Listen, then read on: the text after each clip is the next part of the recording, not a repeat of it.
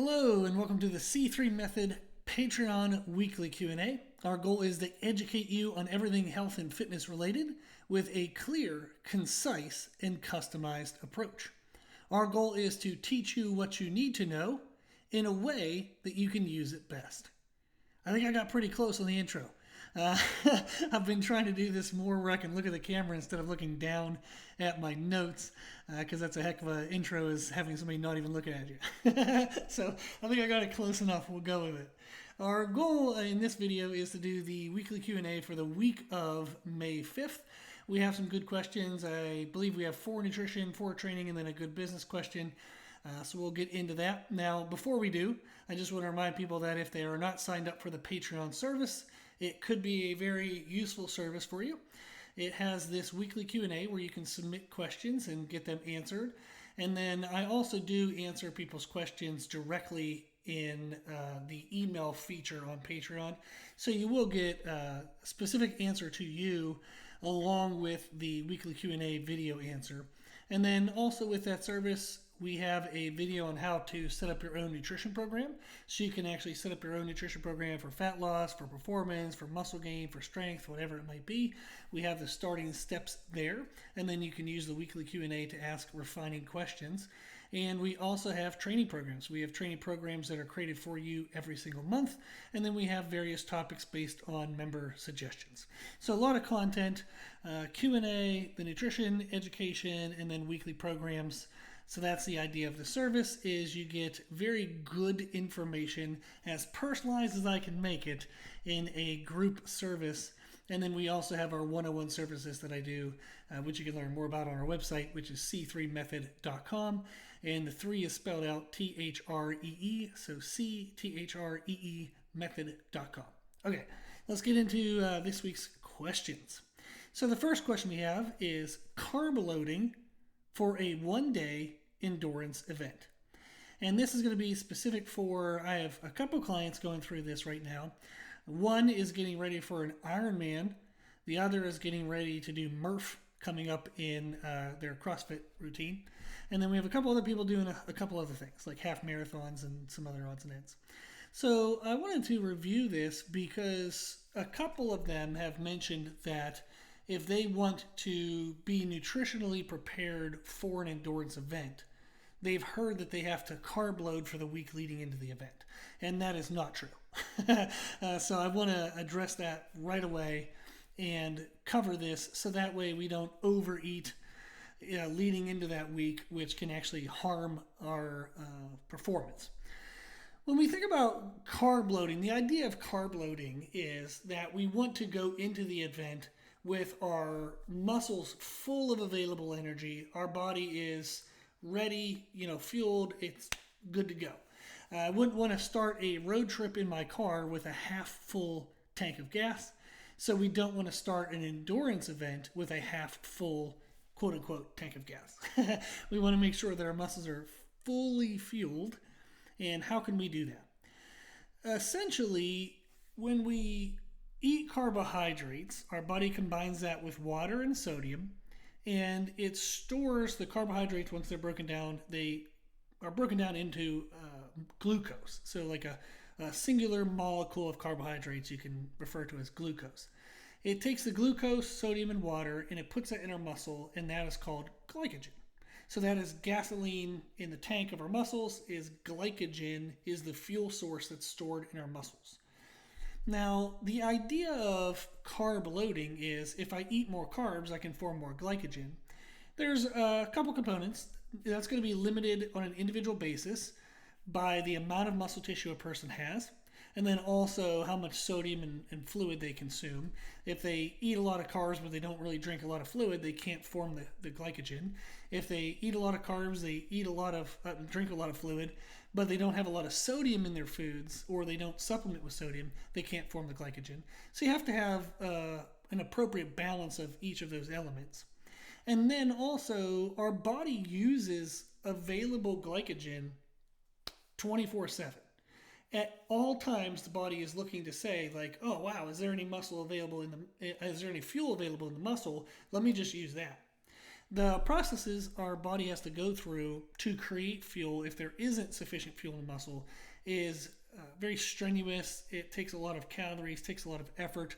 So the body really doesn't like to do that if it doesn't have to. And this allows us then to know that as we're forming glycogen, our body is also depleting it. As we form it, our body uses it to tie our shoes, to walk across the room, to get up out of a chair. Anything we're doing in any moment of the day, our body will preferably, for the most part, use glycogen. There is some nuances to that, but you can think of glycogen as an always 24/7 either fulfilling or depleting process. So we're either filling it up or depleting it. Now, with that in mind, if we think of quote unquote carb loading, meaning we want to maximize our glycogen storage for a singular event. So maybe I'm going to start an event on a Saturday morning at 7 a.m. And this is a big event. I'm going to be doing it, many hours, pretty much all day long. I want to make sure I'm fully fueled. What I do on Monday before Saturday isn't going to have much of an effect because if I fill up my glycogen stores on Monday, they don't just sustain full until Saturday. They are being depleted as I go through Monday trying to fill them up. They're also being depleted. And then on Tuesday, they're being depleted as I'm also trying to fill them up. What this means is that I can fill up my storage on Monday, and then even if I work really hard to maintain a full storage from Monday to Tuesday to Wednesday to Thursday to Friday to Saturday, what I did on Monday is far gone and used by the time Saturday comes around. A way of thinking of this is that when we try to fill up glycogen, that can happen within a matter of hours, depending on how much you eat and how disciplined you are and how consistent and stuff. You can do that in a matter of like hours. Let's just, for conversational sake, to give it some context, I could do that across 12 hours, I could do that across 24 hours, I could do that across 48 hours, to where I fill it up and then micromanage it being as full as possible for that duration of time. So if I can do it in, say, 12 or 24 or even stretched out over 48 hours, there's no need for me to start 5 days ahead or 4 days ahead or 3 days ahead. One of the clients I was talking with, she brought up the concept. She's like, well, if I do this on Monday and let's say I'm starting to taper down my activity, so that way I'm not overly muscular fatigued or have too much inflammation, my CNS isn't overstressed, my body's actually prepped and ready for the weekend event, let's say on Saturday. If she trains on Monday, but it's not super duper heavy, not crazy intense, but it's still active, she's active again on Tuesday, maybe she starts to bring the activity down on Wednesday, and then Thursday and Friday, just general busyness, maybe a little bit of stretching. Her caloric usage, her demand for carbohydrates is going down throughout the week. So if she fills up her carbs on Monday, then tries to keep them full on Tuesday, on Wednesday, on Thursday, on Friday, she's going to be in a surplus to where she might start to accrue some body fat. Is it going to be a significant amount of body fat? No. I mean, she'll likely accrue less than 1 pound of actual fat. Let's say at most maybe 2 pounds of actual fat, unless she's going in a crazy surplus, like 1,000 calories plus a day. That might get her to accrue 2 pounds of body fat, but it's not going to be a significant amount. However, it's also not necessary. We don't need to do that. And then along with being full in our glycogen storage for that long, maybe accruing some unnecessary fat, we're also going to add a lot of water retention. We're going to weigh more. So somebody might gain, say, 5 or 6 pounds over the course of a week by trying to load too early. Maybe only 1 or 2 of that is going to be fat, the rest is going to be water, but now all of a sudden they're coming into an event 5, maybe 6 pounds, and it could be in some cases more, it can be in some cases less, but around 5 to 6 pounds or so, plus or minus some, they're going to come in heavier to that event. For some people that doesn't matter. For people who do events that are weight class based, that matters enormously because you might miss your weight class. So the summary I'm taking a very long time to get to is that we don't have to fill up our glycogen storage that early. What I would typically recommend, and what I recommended for a client who just ran a half marathon this weekend, we're actually getting ready for an Ironman. So she did a really long duration biking event on Friday, and then she ran a half marathon on Sunday. And we purposely did the half marathon with fatigued legs, so that way she would feel a little bit what it's like having to run when her legs are pre-fatigued, which is what she's going to experience in the Ironman, is having just fatigued legs and still having to move and do what you're supposed to do. For her, and this is what I'd recommend for most people, is 2 days before the event, we do want to start to eat a sufficient amount of calories to make sure that we're starting to fill up our glycogen. We're starting to provide the body with what it needs to feel properly fueled on the day of the event. Typically, how I would set this up is 2 days before the event. So if the event is on Saturday, you would start on Thursday morning. And then you're going to do it again on Friday, and then we would have our event on Saturday. So 2 days before the event, we want to eat about 10% over our maintenance calories. This is going to put you in a surplus. This is a very cautious surplus, by the way. So you don't have to worry about accruing a ton of body fat, and some people would actually need to go higher than this. But in a general sense, for most people, this would be a good, safe approach that will give you something to start with, and you can tweak as you go later on and experiment more with this.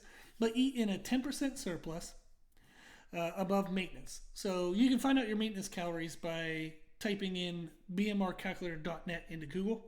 You're going to go to calculator.net website. There's a BMR calculator. Put in your age, height, weight, and if you know your body fat percentage, you can enter that.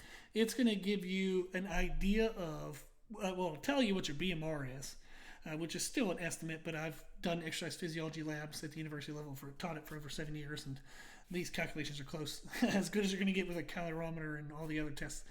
So good enough. It gets you a good ballpark of what your BMR is. And then there's a chart based on your activity level. It would tell you what your maintenance calories are. So you can use that to get a rough estimate of what your maintenance calories are going to be. Within easily 100, 200 calorie estimation, which is close enough. You then want to eat 10% above that. Out of those calories that you're going to be having, you want around 1 gram per pound of body weight in protein. You can go a little under, a little over, depending on your preference, but 1 gram per pound of body weight in protein. So that way you have sufficient amount of protein to heal and repair any stressed tissues and to feel fuller in your meals. It has a lot of positive impact for us. So around 1 gram per pound of body weight in protein.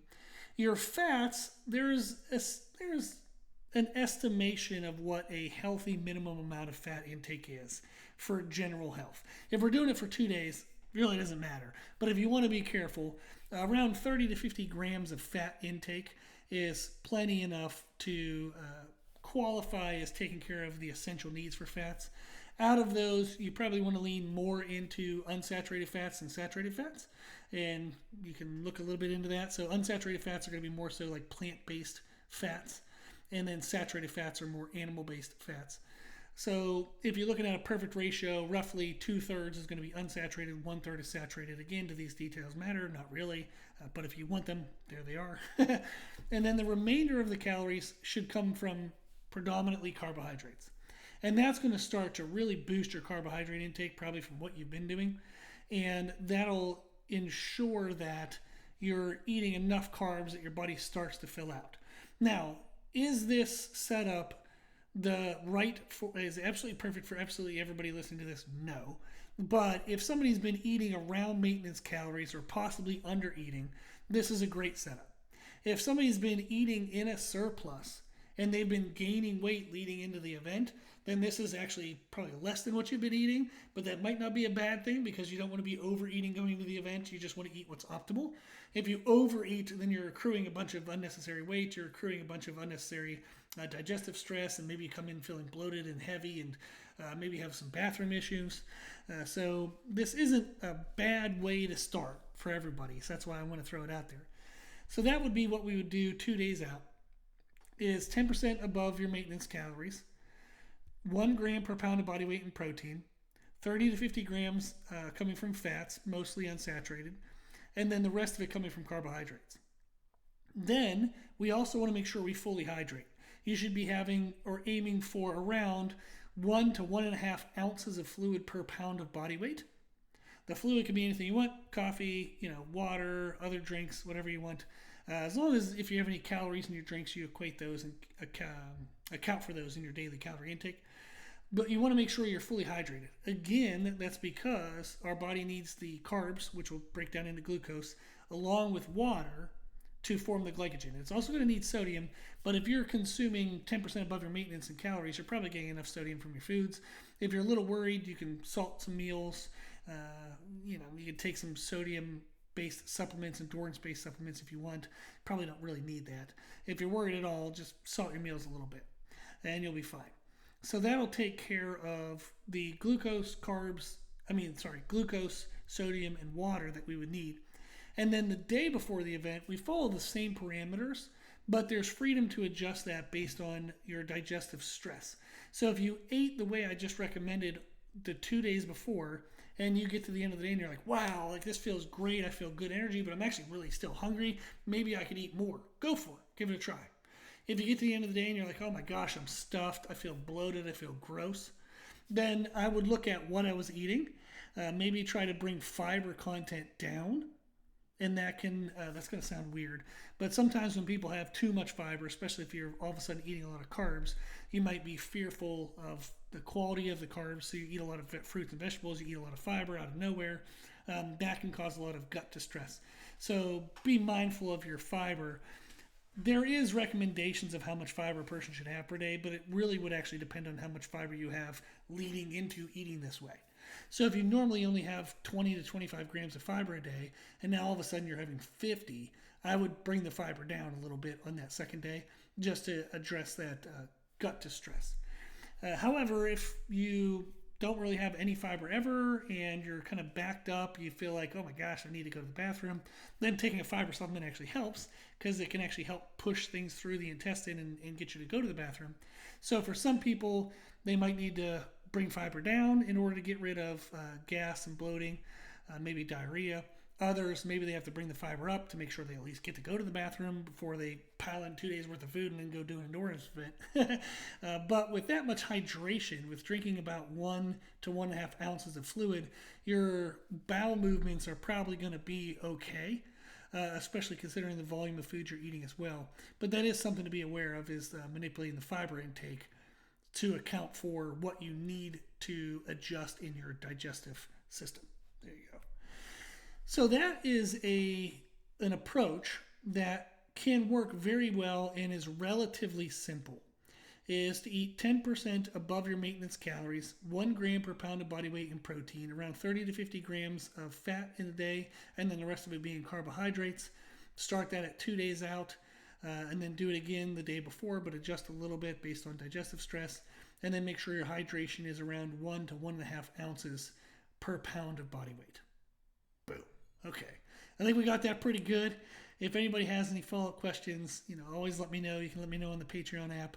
That would be the best way to get a hold of me. You can also comment probably in, any video we have. I'll get a notification for it. And then also on the Patreon app, our homepage, we have the questions post. You can always post your follow-up questions there as well. Okay, next question. When you're on vacation and you can't train like you normally do, how much do you adjust your nutrition? And how much would you adjust it for 1 week compared to 2 or more weeks? Okay. So typically, when I can't train the way I normally do, I do a couple things. Number one is before I leave for vacation, I try to overextend myself a little bit. I try to push really hard in training, kick my butt. I just kind of get in as much as I can, make sure there's no stone unturned before I leave for vacations. That way I have a lot of muscle damage and body stress that my body will be processing and going through during vacation, which helps burn more calories. While on vacation, I try to increase my non-exercise movement. So I try to increase my daily step count. So if I can go for a walk in the middle of the day, I will. If I have an option, to take the stairs versus the elevator, I'm going to do that. I always laugh. My wife Meredith and I, we've been very fortunate, very blessed to get to go on a couple cruises. And we always laugh because our step count is like 10,000 plus on vacation because we're always up and active and we're excited and we're moving. Whereas in our regular life, we might have to put in some intentional work to get to between 5 to 10,000 during the day. So we end up actually moving more on vacation anyhow. But that is something I do focus on, is trying to increase my general movement if I can't train. And again, that helps me feel more active, helps me. Does it burn a significant amount of calories? Not really. But it's something, and I feel good. And then that helps motivate me to be more precise with my nutrition. So it has a psychological benefit as much, if not more so, than the physical benefit. And then with nutrition, I tend to have a normal range that I aim for on a daily basis. And I do this with clients all the time. The range that each client has depends on their history, their adherence, their goals. Some clients might have a 200 calorie range within a day, so maybe they are supposed to eat between 2,000 and 2,200. Other clients might have a 600 or even 800 calorie range. So what I usually tell them to do is, when they're less active, to eat less but stay within that range. The idea of the range is typically set that if they go under that, their body's going to start to become too stressed, and it'll start to make adaptations that are disadvantageous to us losing body fat, meaning it'll start to fight against the fat loss process. Whereas if they ate above that range, we don't maximize fat loss or conditioning. We start to maybe accrue body fat or not losing any body fat at all. If I have clients who are in maybe a surplus and they're trying to build muscle, if they're under the range, they're not going to build anything because there's no material to build stuff with. If they're over the range, they're building unnecessary fat.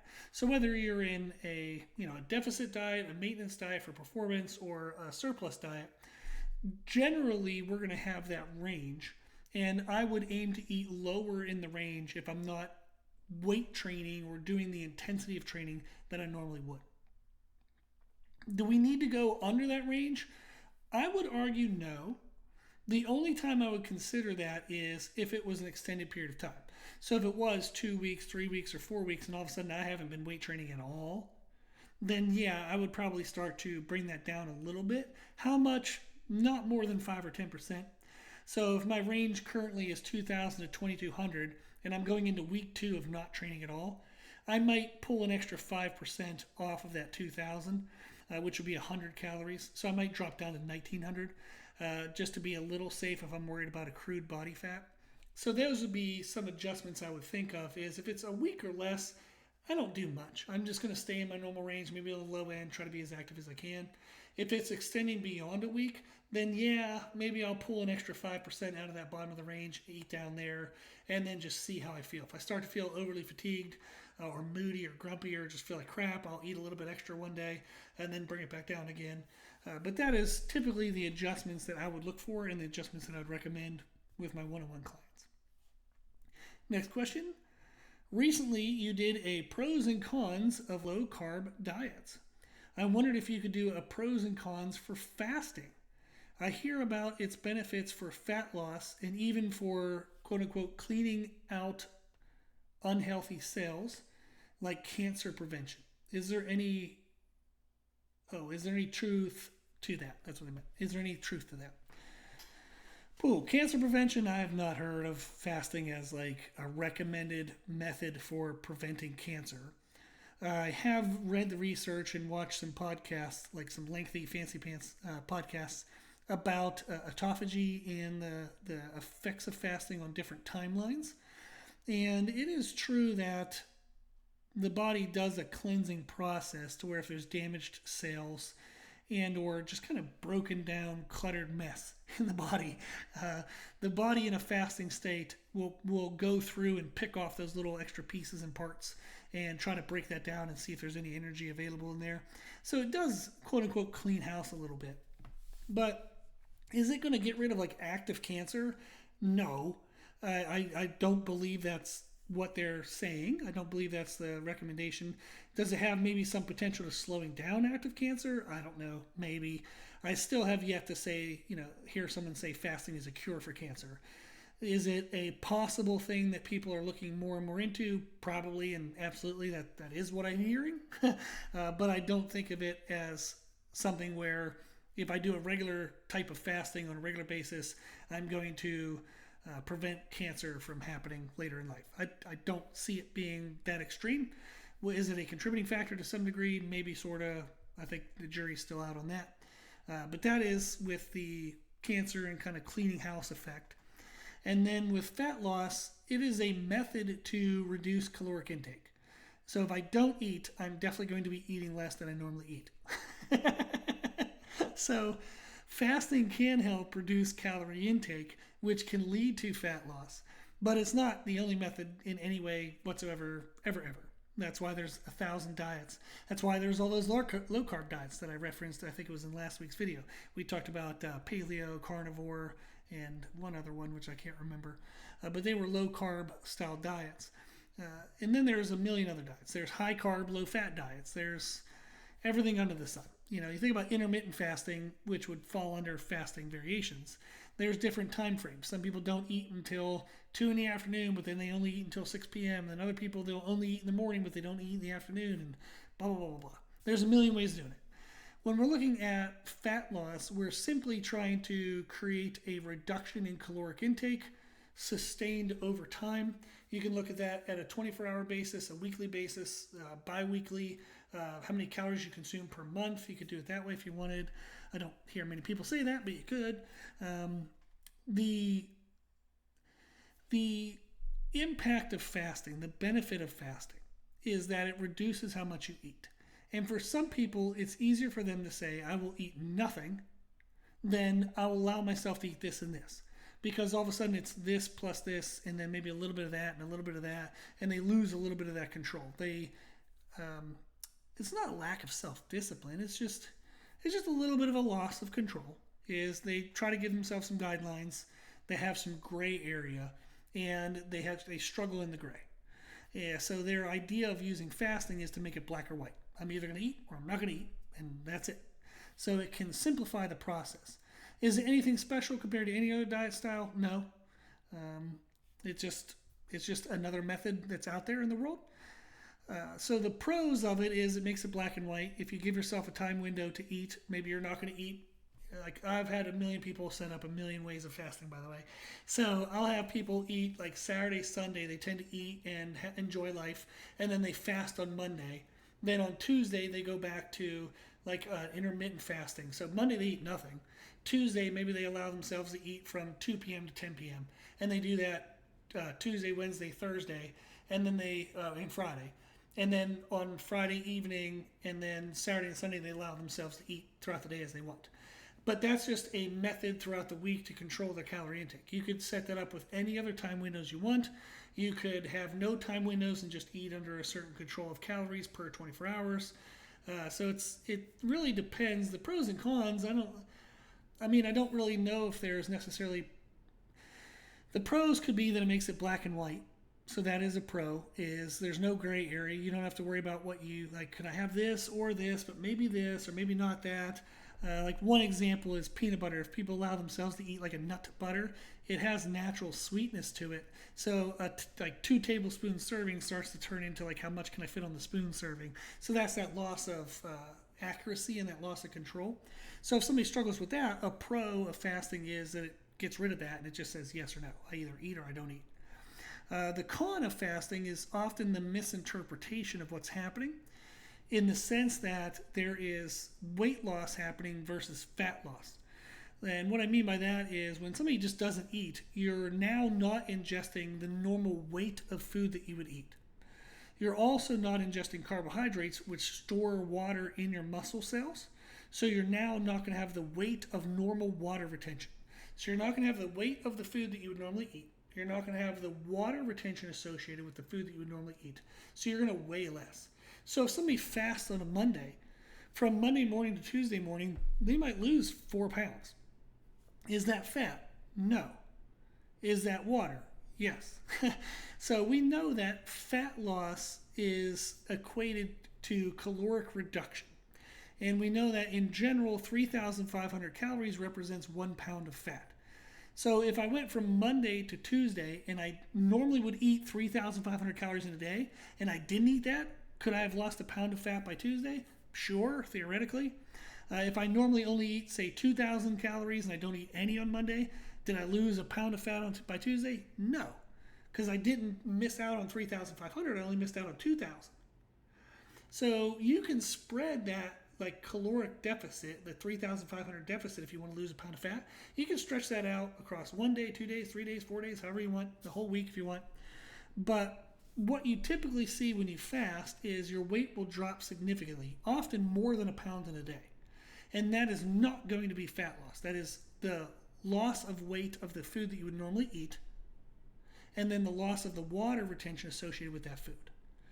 So people will misinterpret fasting as fat loss. So they'll say, oh man, every time I do that, I lose like 5 pounds of water. Yes, not fat. So once they go back to eating normal food, that weight starts to creep back up. And then they're like, oh, I guess I got to fast again. I got fat again. No, you didn't. You just put water back in your system and you have the weight of the food that you're eating in your system. It isn't fat. Again, you have to be in a 3,500 calorie surplus to accrue fat. And that's a surplus above what your body just needs for regular activities and maybe building muscle tissue and repairing tissues. So anytime we eat in a surplus, our body actually allocates some of that surplus immediately to various processes that have been underfueled. So it isn't like as soon as I eat 3,500 calories extra, I've gained a pound of fat. Some of that 3,500 calorie extra goes to processes that are really essential and helpful for us. So maybe out of 3,500, my body used 1,500 of it. So now it's actually only a 2,000 surplus. So there's a lot of things that factor into fat loss versus weight loss. When we're fasting, people misinterpret the amount of weight being lost during that process as purely body fat, and that is not the case. So I don't know if that was a perfect pros and cons list, but it gave you a little bit of the positive and negative aspects of fasting. The next question we have, I recently was surprised for my birthday with a cruise vacation coming up in July. Congratulations. I know the timeline to get lean should be longer, but I want to lose as much fat as possible before the cruise. I have listened to your how to set up a nutrition program video on Patreon, but wanted to know how aggressive should you start a diet? How large of a deficit can I start a diet with? Okay. Typically what I recommend is to not go lower than BMR, and even getting close to BMR is not really even necessary. You can be 10% above BMR for sure and still lose a significant amount of fat. So again, I would type in bmrcalculator.net, go to that calculator online, type in age, height, gender, I think, and then body fat percentage, if you know it. So it's, age, height, gender, weight, all the stats. I laugh. I say that 1,000 times. I think I even said it earlier in this video and I forget. But put in all that personal data, and then it'll spit out what your BMR should be. Don't go lower than that. Can you? Theoretically, yes, and for a short period of time, sure, blah, blah, blah. But if you're looking at it for right now, you're asking for July. So you still have all of May, all of June, and then whatever of July. So you'd have, I'd say, at least 8 weeks, if not more. To drop below BMR is very extreme, and I would really only do that if somebody's making like a weight cut, and we're trying to do that in a couple days, maybe a week at most. You don't really want to drop below BMR on a sustained long-term basis. There starts to be a lot of negative adaptations by the body, and it actually starts to fight the fat loss process. So we want to stay at it or a little above it just to avoid the negative maybes. So BMR plus 10%, probably as low as I would go to start a diet.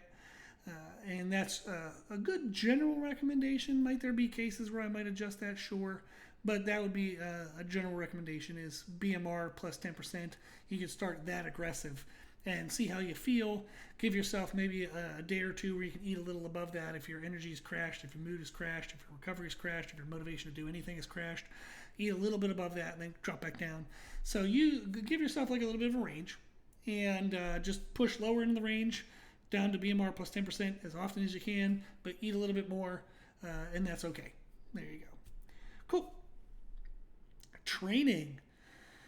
I'm currently feeling stuck between not having enough muscle to appear muscular, but not being low enough in body fat to also appear muscular.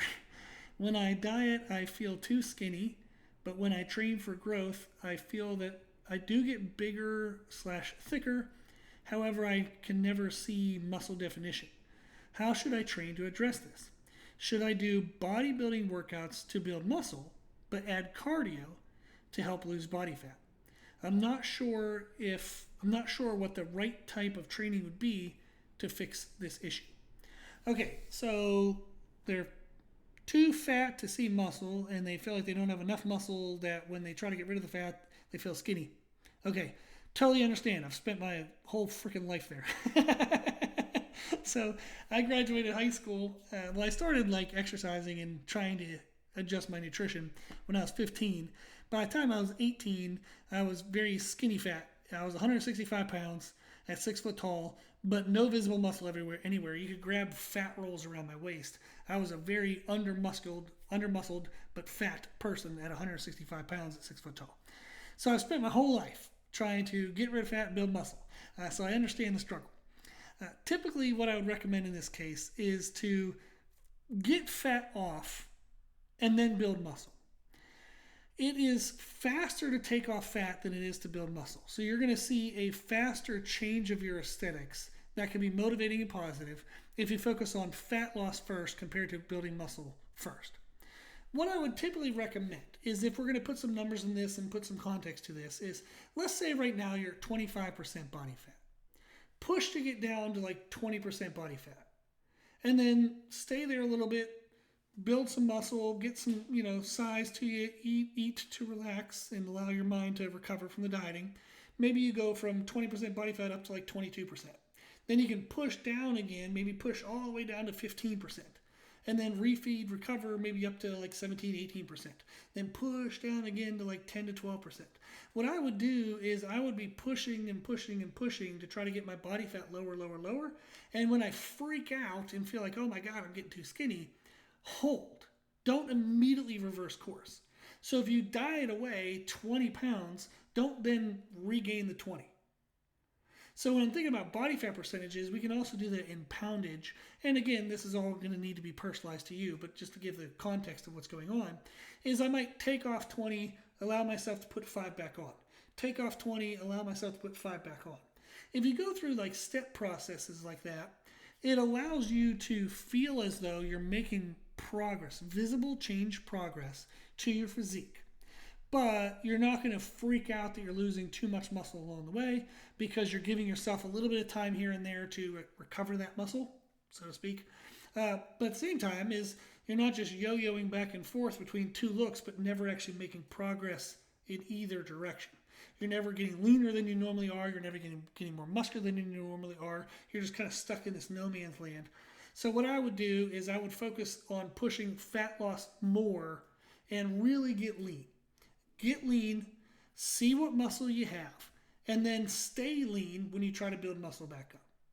That would be the better approach, because you can lose fat faster than you can build muscle. So I would focus on the fat loss first. You're going to get to see a change in results first. You're going to get motivation first. And then typically our society in general values leanness over like fat muscle. Like if somebody's muscular but they're kind of fat, we tend not to value that look as much as we value the look of leanness, even if the person's kind of like, okay, they're lean, but they're kind of skinny. Yeah, but they're still lean. That tends to be something that our society favors. Now, when I say society, do I mean that you have to do what other people deem to be valuable? No. When I'm saying society, I just mean in general, anyone listening to this tends to value leanness over muscle mass. So you probably would value leanness over muscle mass. That's I'm using it as like a generality. Is if you get leaner first, you're going to be excited. You're going to feel good. Maybe take your shirt off at the beach. If you're a female, keep your shirt on, but maybe wear a bikini. So we're going to feel more confident in our skin the leaner we are, and then we can build muscle. Whereas if you build all this muscle but you're fat, you're not going to feel confident with yourself. You're going to be like, oh yeah, maybe I look good in a t-shirt, but I'll never take my shirt off in front of people. Or, oh, I don't want to have to like bend over and somebody sees my belly stick out. You're just going to be more self-conscious through the process if you focus on building muscle and staying fat. Whereas if you let the fat go first, then build muscle, it's usually a better mental process. Now, how would you train for that? Is you train for fat loss. Well, this is fun. Okay. The short version is you would be dieting. You'd be eating for fat loss. And you can still train like a bodybuilder. So, do you need to do cardio? No. I mean, cardio helps burn off some calories. So maybe you can eat more. If I burn off like 500 calories in cardio, I get to eat 500 more calories. So maybe I don't feel so starving and miserable in my diet in order to achieve the same amount of fat loss as if I were to just not do the cardio and not eat that 500 calories. So cardio is really just a way to manipulate calorie surplus deficit, calorie intake. I can either eat less or I can do more. So you can use it towards that. But it doesn't help us sustain muscle tissue. It doesn't really help speed up fat loss. Like you can't just do cardio and not pay attention to your nutrition. Nutrition has to be dialed in.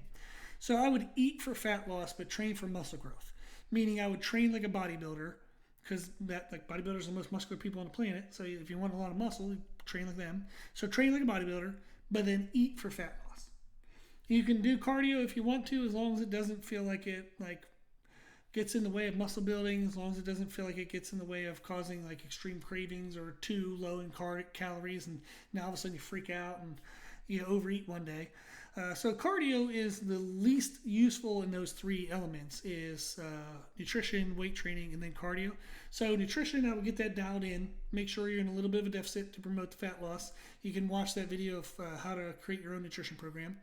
That's on YouTube and on Patreon. And then train like a bodybuilder, and then do some cardio if you need some step count and some general movement. But that would be the answer. Cool. Okay, next question. Hey, Rob. As you know, oh yeah, I know this person. They're a client of mine. So, hey Rob, as you know, I've started training people myself. I do use your programming for inspiration, but make changes to each individual as I feel is necessary. Great. It's a great way to use the programming in Patreon, by the way, is you can absolutely use that if you're a trainer as a great structure to build from and personalize. So you can use any of the programs actually to save yourself from having to write full programs if you're a trainer. They're pretty much written for you, and then you just modify them. One aspect of making changes that has been challenging is knowing what rep range to assign for different movements. How do you determine how many reps you should be doing? Okay, there's general ideas, general concepts. Let's go through those. If I'm looking at strength and explosion, it's typically 5 reps or less. If I'm looking at muscle growth, it's somewhere between 5 to 20 reps. And then muscular endurance is, depending on the type of movement, like 10 plus reps. And then within those ranges, it depends on whether you're doing a full body, systemic, like compound, measurable movement, or an isolated movement. If I have a compound movement, I can probably do lower in the range. So muscle growth, maybe a compound movement between 5 to 10 reps, totally good. Because if you do it higher rep ranges, you tend to get more into endurance problems, and or technical quality starts to kind of like dip off. So big, heavy, aggressive compound movements like multiple muscle, multiple joint movements, you're going to be lower in those ranges. More isolated movements, it typically works best to be higher in the ranges. So bigger muscles don't try to take over. You have the weight moderate enough that the small muscle can really isolate and you can find good mind-muscle connection there. But that would be the general ranges. Strength and explosion is 5 or less. Muscle growth between 5 to 20. Muscular endurance is 10 plus. Now, 10 doesn't sound like maybe a lot of reps, but do a 10 rep max on squats. You're going to be crazy out of breath. Whereas if I'm doing something more endurance-based like battle ropes, just 10 battle ropes, who cares? You're going to need to do way more reps than that. But that gives you some general ranges to go through. And then there's other factors like personal preference. Some clients like to lift heavy, so I'll let them be lower in the range for sure. Because that's their preference. Other clients maybe like to be a little bit higher in rep range because that gives them better mind-muscle connection. They have less concern about injury. Maybe there's less CNS stress.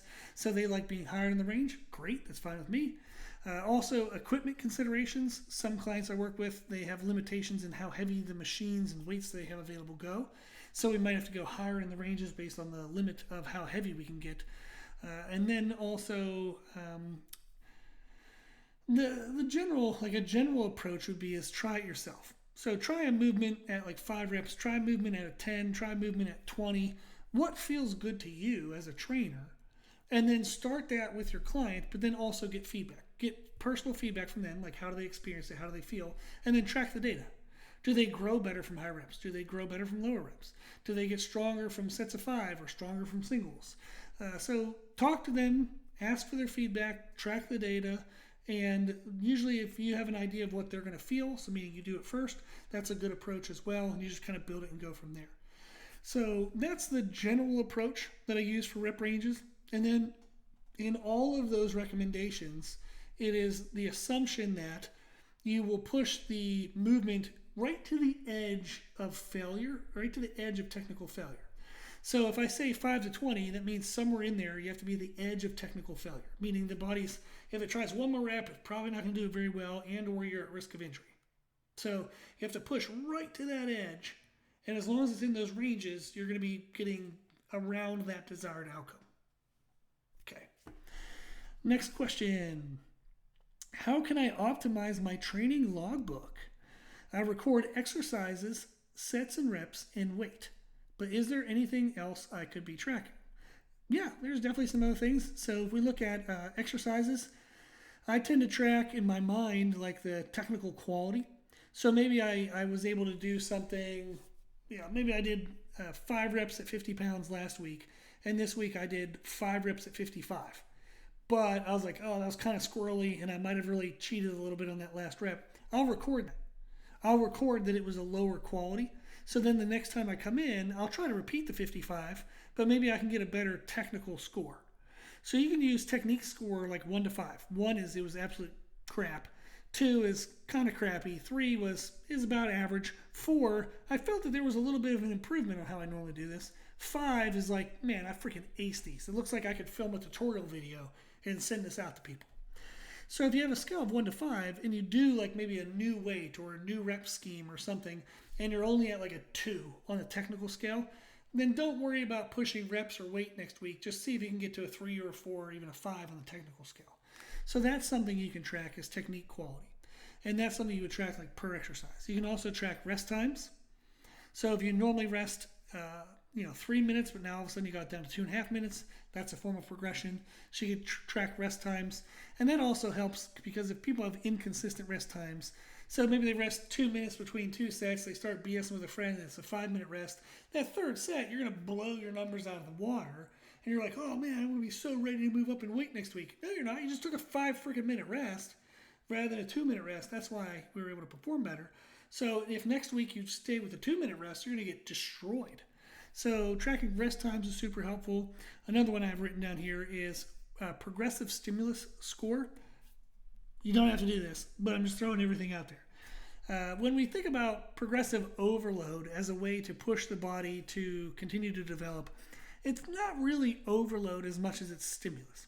This is why I can get away with changing clients' training programs every 4 weeks. Because what I'm really looking to do is push the stimulus that we're applying to the muscles. So if we're changing movements every 4 weeks, how are they really progressing major overload? Well, they are. And part of the reason why I do this is from week 1, you're going to just learn the movement, figure out what's going on, try not to kill yourself. Week 2, okay, I'm a little more in tune with what's going on. I was probably able to do a couple more reps, maybe a little bit more weight. Week 3, now I kind of got the idea. I know how this should feel. It was harder to create progression than it was in week 1 to 2, but I was able to do that from 2 to 3. Week 4, it gets really hard to add a rep or even add 2.5 pounds. To really add anything, it gets really hard between week 3 and 4. If you were to stay with that movement to now week 5, 6, 7, 8, you're going to become less and less and less likely to be able to make any type of load increase without sacrificing technique. So before somebody sacrifices technique and they get injured, I change the program. Now, I rotate through with all my one-on-one clients the way in which I create the progressive stimulus. If we've done maybe an underloaded variation of a squat, so maybe we did pause squats, I'll now have them do non-pause squats so they can go a little bit up in weight. But maybe we were doing already an overloaded variation of deadlift. Maybe they were doing elevated conventional deadlift, and that made it super freaking heavy. I'll now go down to like regular floor deadlifts with an eggshell touch, like a very light touch between the reps. That's going to bring the weight load down on that movement, but it gives them a chance to refine their technique. So I've pushed the intensity load, the stimulus load on the squats. I brought the stimulus load down on deadlifts, but this allows them to catch up on their technique. So the previous program, they had technique improvement possibility in squats by doing pause squats. Now we're going to go for load increase. Where deadlifts, they were at load increase. Now we're going to drop back down to technical improvement. So I'll fluctuate with competing lifts and non-competing lifts for the programming.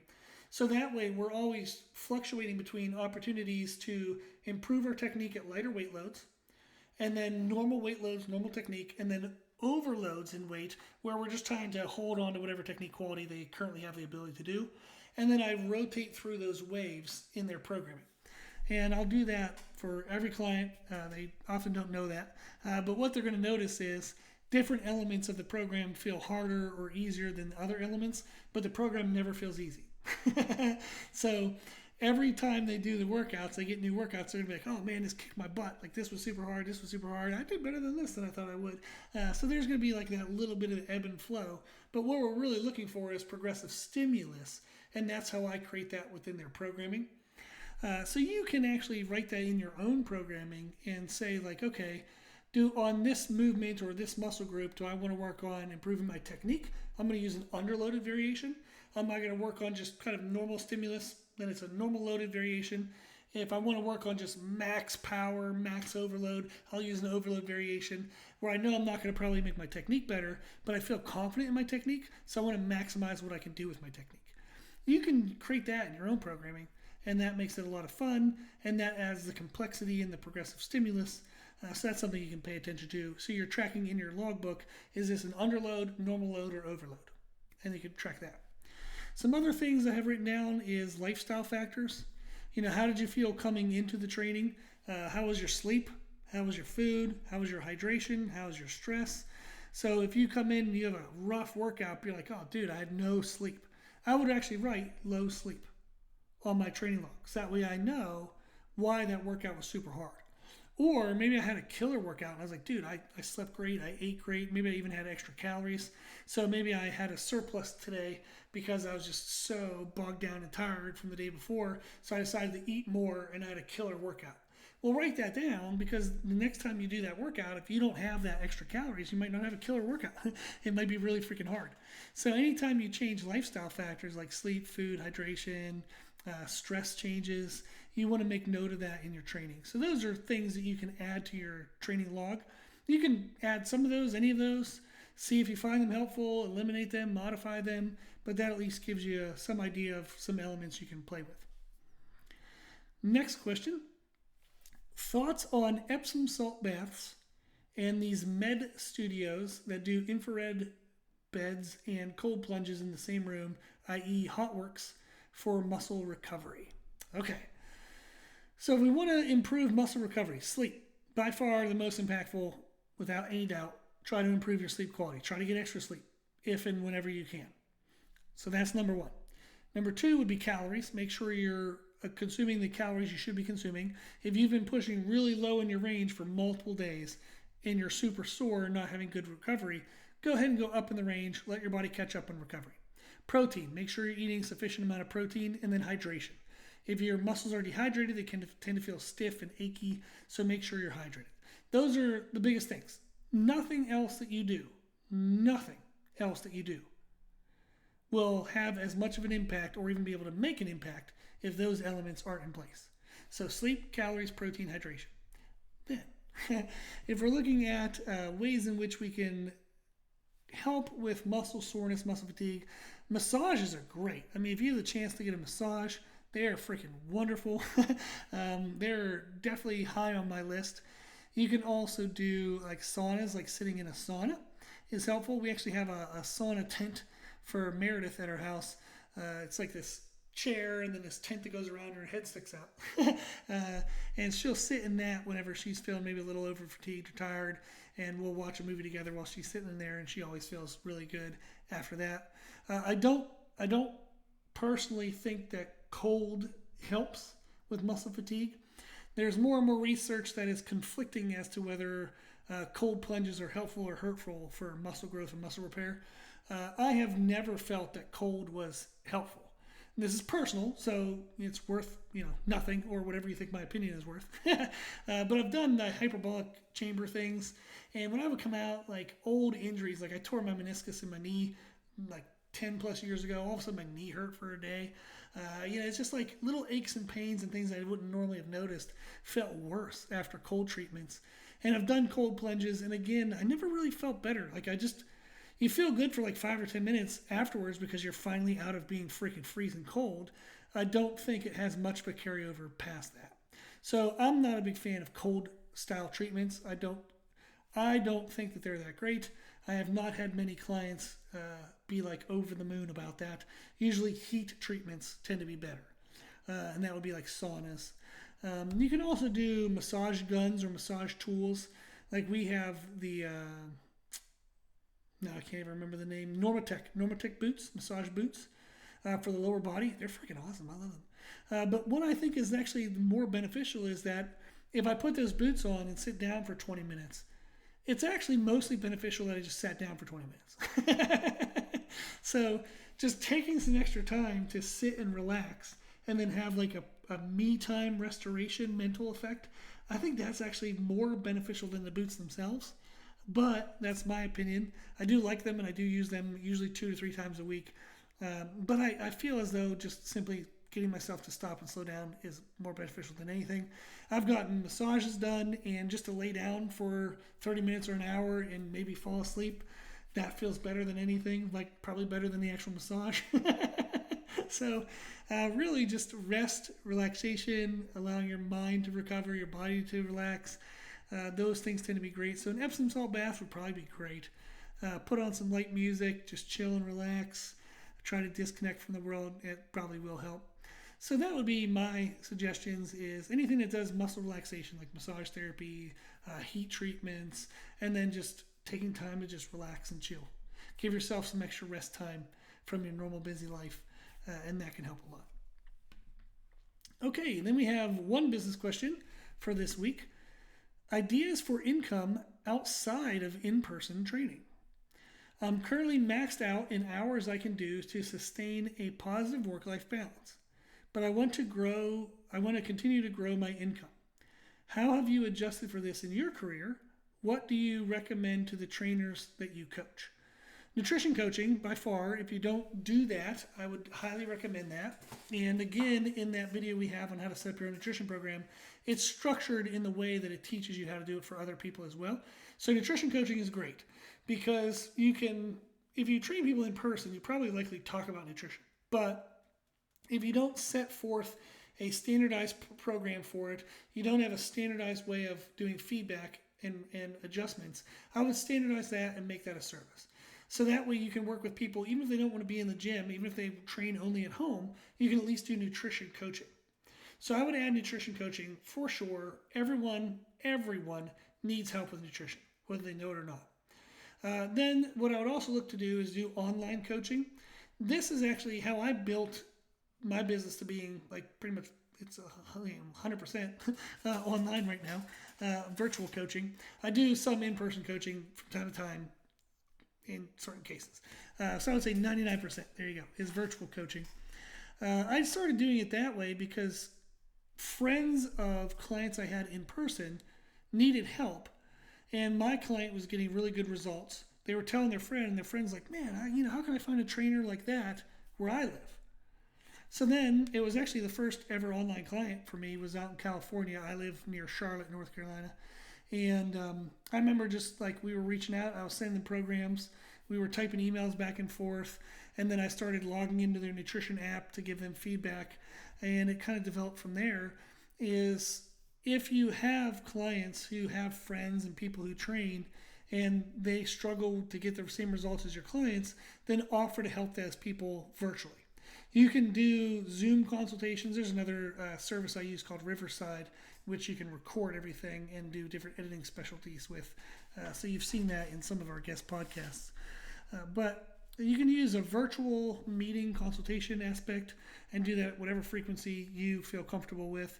You can do Google Docs, which is a 24/7 document. You can write in it 24/7. The client writes in it whenever they want, and you can get notifications when each other write something in it. So that's something I use. Text messages, emails, WhatsApp for all my foreign clients. And then there's tons of payment portals as well, like Wise, W-I-S-E, is one I use for foreign clients.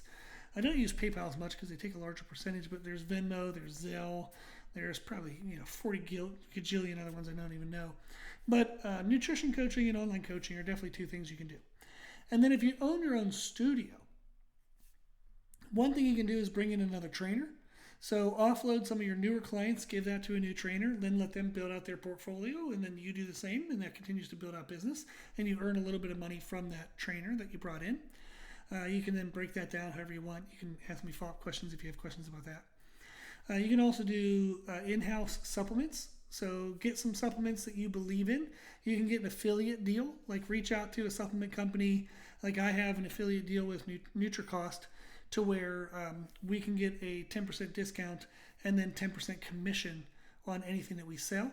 So that way, if I want supplements for myself or Meredith, I can get those cheaper, 10%. If a client or customer buys, supplements from that link, I get 10% commissions. That's a little bit of extra earnings. I've asked them to change it around, because if I could, I would take no commission and just let everybody have the discount. So it's challenging, but sometimes there's restrictions for different companies.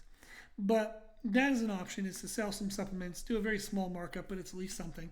And then the convenience you're providing is they can get it at your facility rather than having to go order it online or figure out, out of the 5,000 protein brands, which one's best. Just say, these are the things I believe in the most. This is what I take.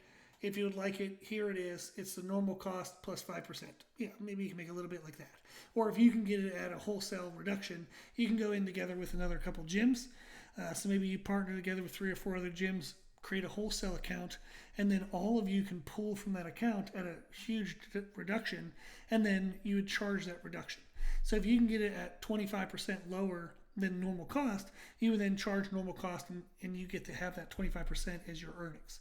So that's one way to do it, is pull together with other businesses to make a wholesale account. You can also then do a meal prep pickup service. If you're a pickup location for a meal prep, like we worked with 212 Meals, what was great about that was we were able to get meals at a discount. So that's essentially like making more money, is you pay less for food. So that's an option, that if you have your own studio, you can be a meal prep pickup location. And that's a good option as well. And then I'm trying to think if I have any others written down. Some ancillary type services. Maybe you do an in-body scan. So you can get an in-body scanner, and that tells people like their body fat percentage. You can track muscle mass, and maybe you pay up front for the scanner, and you charge people $10 a month if they want to do a reading, and they can track their progress if they like having that data. You can also have a recovery station. So maybe you get some Normatec boots, and you could charge people and say, hey, after the session, if you want to use the Normatec boots for 30 minutes, it's X amount of money. And they can sit, use the boots, and then peace out, and you get a little bit of money for having the boots. Eventually, you would make more than what you paid for the boots. But ancillary services, maybe recovery stations, stuff like that, to where it's kind of self-directed by the client. You provide the product, but you don't have to provide your time. That's another option as well. So hopefully those were helpful. So thank you for the business question. Those are actually all of our questions that we have for this week. I answered a couple other ones direct to the people. So thank you for those who did submit questions. I appreciate it. That's the whole point of the Patreon service, is just getting to offer an essentially like a one-on-one type help, but the group learns from each question as well. Okay, let me read through the final little part here. If you have any questions, if you need anything, let me know. Our email is c3method@gmail.com, and it's 3 spelled out, T-H-R-E-E, so C-T-H-R-E-E method.com. You can also go to patreon.com/C3method, and you can sign up for the Patreon service if you'd like. I appreciate everybody who supports this service. I appreciate everybody who listens to these podcasts. I hope you get absolutely everything and anything you needed from this. And you can always find other information that I share under C3 Method on Instagram and YouTube. Those are the 2 main social media channels I use. So check out those resources for other content, daily content. So check us out and follow us on those. And then, as always, I hope this was helpful, and thank you for listening.